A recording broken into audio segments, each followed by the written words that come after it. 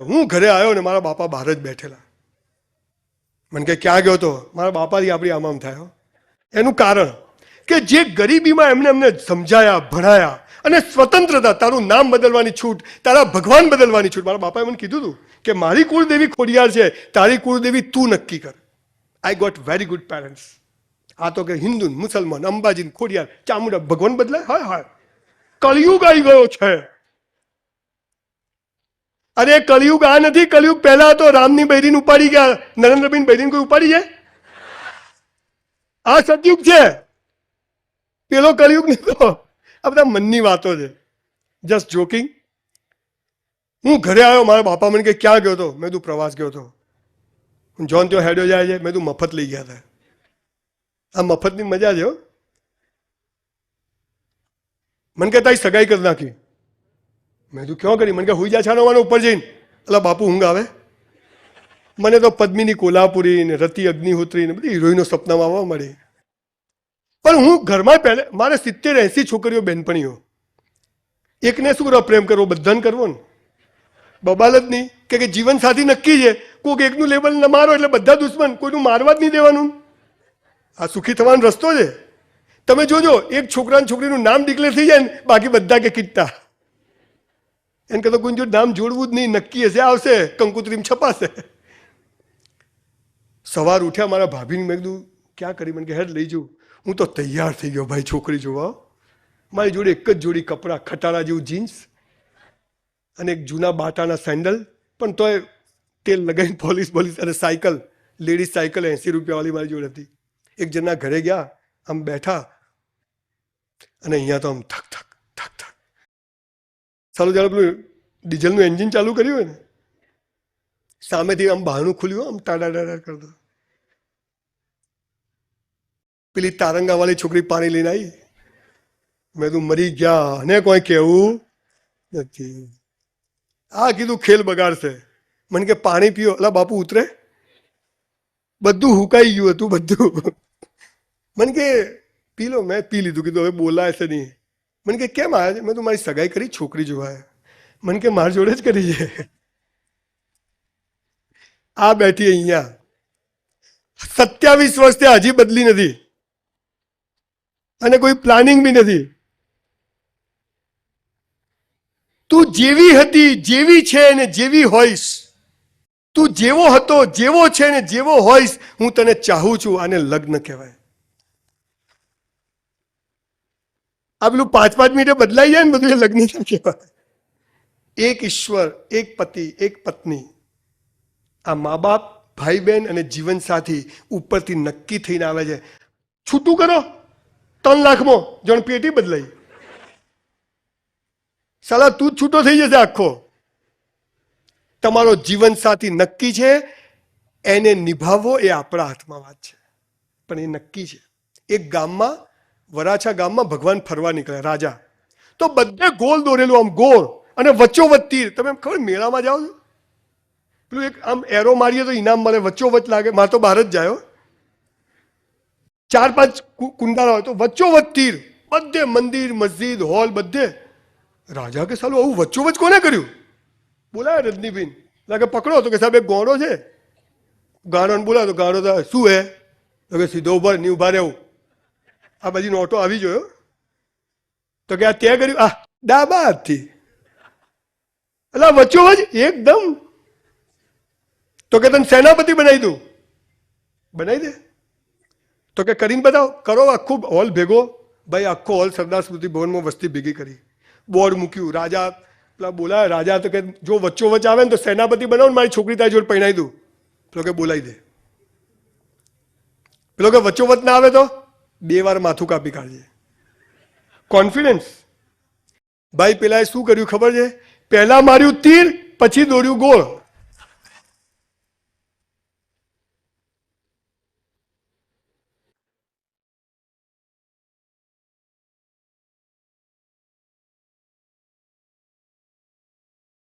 જવાનું ટાઈમ આપણો.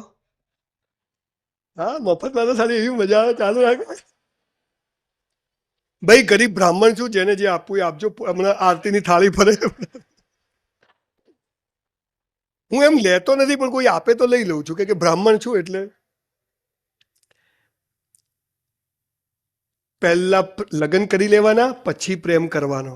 આ પહેલા પ્રેમ કરીને પછી લગ્ન કરવા જાઓ ને ઠેકાણું નહીં પડે. આ વાર્તાનું રહસ્ય આટલું જ છે. સંબંધો સાચા હોય તો સાચવવા નથી પડતા, અને જે સાચવવા પડે તે કદી સાચા નથી હોતા. મા બાપને કદી નથી કહેવું પડતું તમે અમારી માં છો, માં છો, માં છો. એ માં જ રહે, પણ બૈરીને 2 મહિના કે પતિને 2 મહિના ભાવ મત આપો. કેમ હમણાં ઠેકોને નથી લાગતું? એટલે ભાઈ ઠેકોને જ છે, માગવા વાળા કેટલા વધી ગયા, શું કરું છું? તું બકર વિચાર.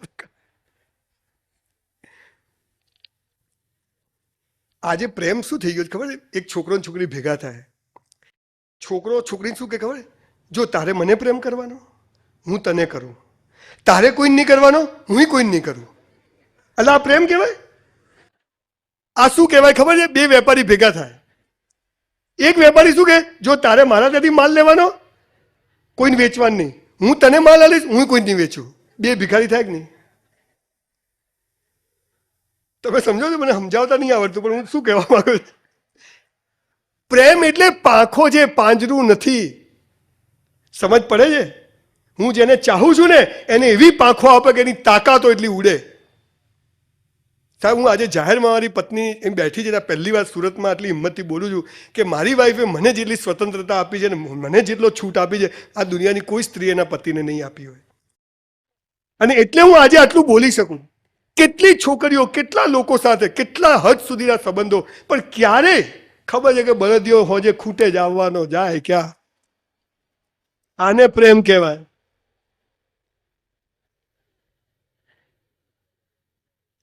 તમે જેને સૌથી વધુ ચાહો ને એ તમને સૌથી વધુ દુઃખી કરવાની તાકાત ધરાવે છે. આ યાદ રાખજો. તમે જેને સૌથી વધુ ચાહો ને એ જ તમને સૌથી વધુ દુઃખ આપી શકે. એટલે આપે ત્યાં દુઃખી નહીં થવાનું, ખબર રાખવાની. કેમ કે અહીંયા ધૂણા કરવાની શરૂઆત પ્રેમ કરવાથી થાય છે. આ થવાનું છે. એટલે આ જીવનની ત્રીજી અવસ્થા ઈશ્વરના હાથમાં છે, આપણા હાથમાં નથી. બાળકોને કહો કે બેટા કેરિયર બનાવો, બોડી બનાવો. ઝાંસી કી રાણી આમ પથ્થરો મારે ને તો વાંય પડે.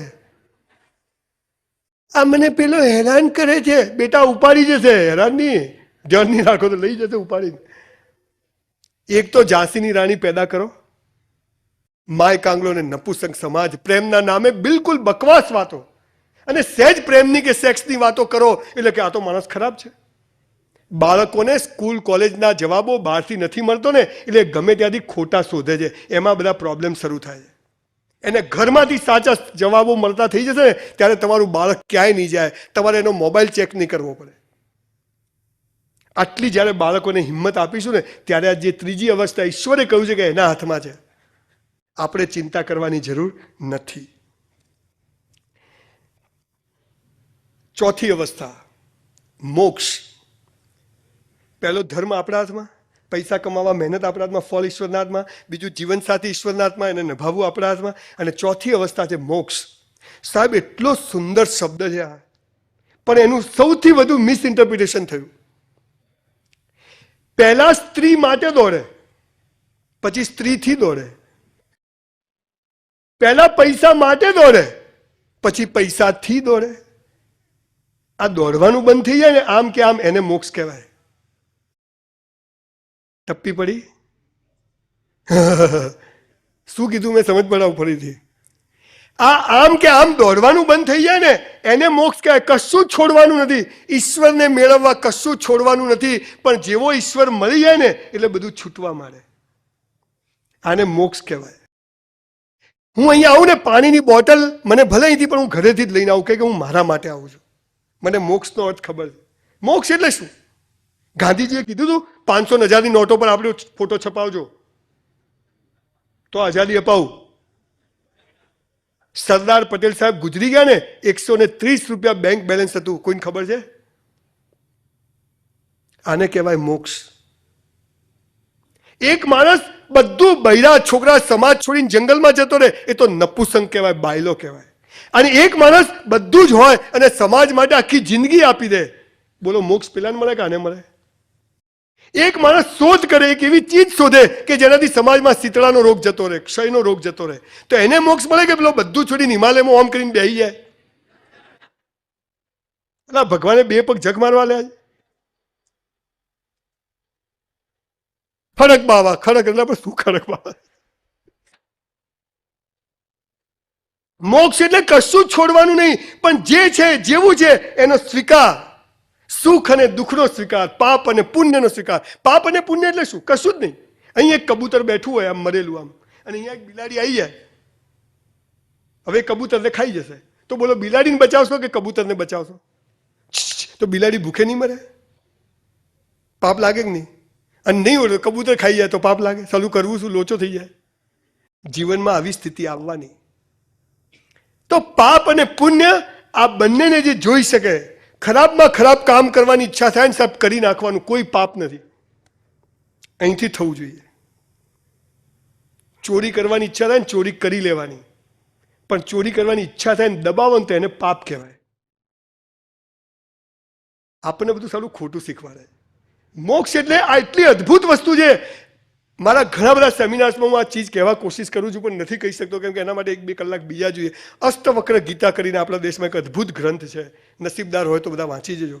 એના પર બહુ સરસ વિશ્લેષણ થયું છે. મોક્ષ એટલે હું જે કંઈ કરીશ મારી કોઈ જ બદલાની ભાવના નહીં હોય, કેમ કે બદલો મળવાનો જ છે. સારાનો સારો, ખરાબનો ખરાબ.